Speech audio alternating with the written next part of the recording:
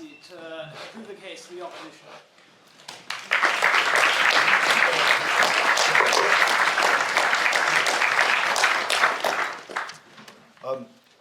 What I find particularly striking, and you might too, about the arguments of the proposition, is that as Father Fergus had the kindness to point out, they really propose no real benefit of whom the disestablishment serves, and what the real tangible harm is to the general public of establishment being as it is. They propose many arguments as to why the existence of religious doctrine in the form it is in the Church of England could be negative for the general public, but not why the establishment and association between the state and the church has that effect. Some of the disadvantages they speak of, such as Ms. Manson pointed out, is that state religion might create unequal citizenship in the nation.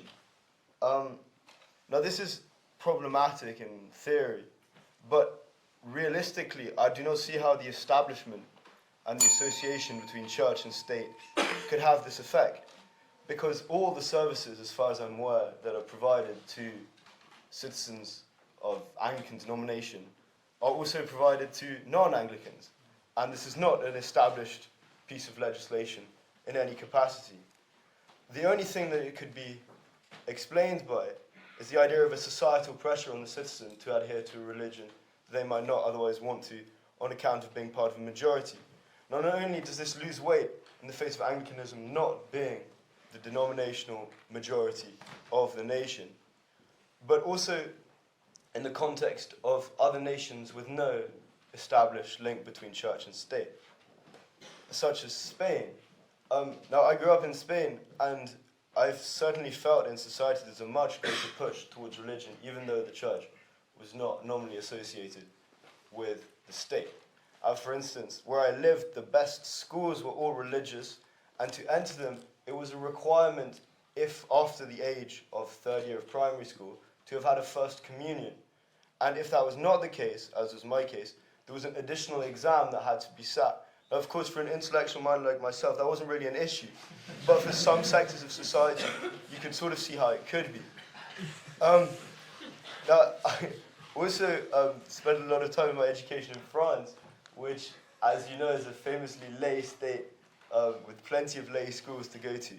But yet it is one of the nations in Europe with the greatest amount of religious conflict.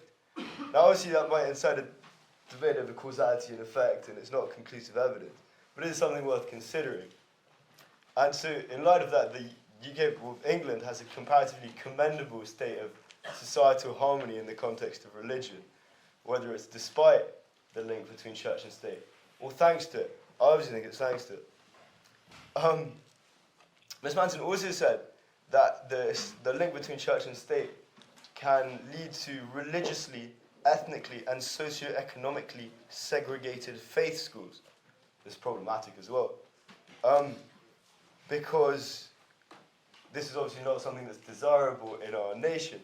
However, although society isn't inevitably segregated by matters of religion, ethnical factors, or socioeconomic factors, it is certainly inevitably separated, not through any kind of state religion or any kind of faith schools, but just through humans' natural desire to collect and communitize themselves in groups of similar beliefs and experiences.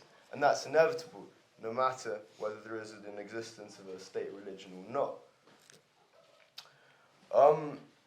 Another important thing that makes the Anglicanism such a good thing to have as a state religion is the fact of Christianity being a religion of faith rather than practice. So it is in terms of worship and exertion of the religion, it is something fundamentally private and intimate.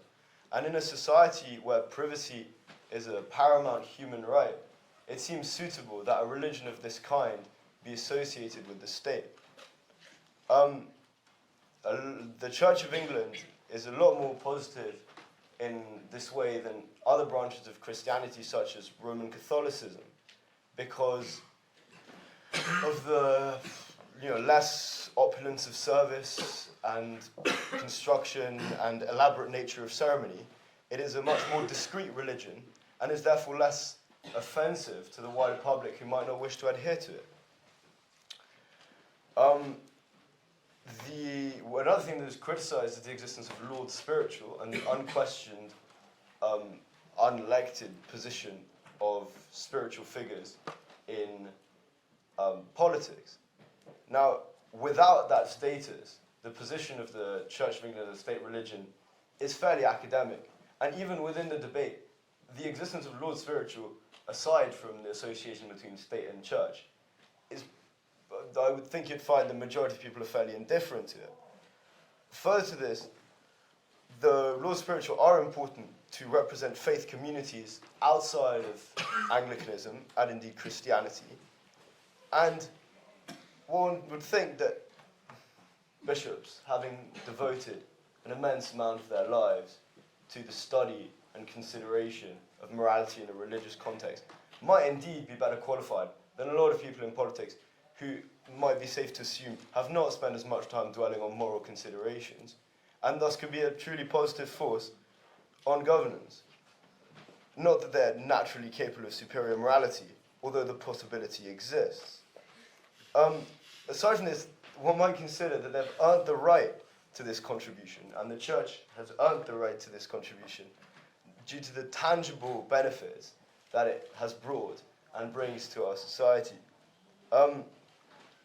This might be expressed in the 40 million visitors per year to the national churches, which greatly enhances the national and international view of this country.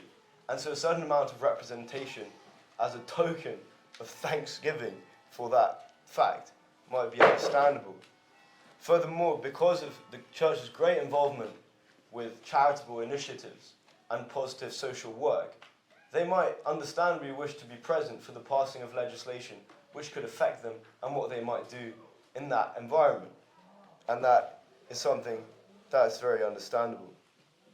In terms of negative effects that the Church and the association between the Church and state might have on the state, it's fairly limited. There's no argument of misuse of public funds or anything, because the Church does not receive any funding apart from some council building work from the state. And in terms of laws, it's not like some other states where there is a imposed state religion, in that the legislation of the country does not depend on any kind of religious doctrine or teaching that could be misinterpreted or misused from an archaic scripture. Now, in terms of why the Church should want to be part of the state, I think it's quite clear that the Church, theologically and Christianity, should have a desire to serve and to fundamentally help the community it finds itself in.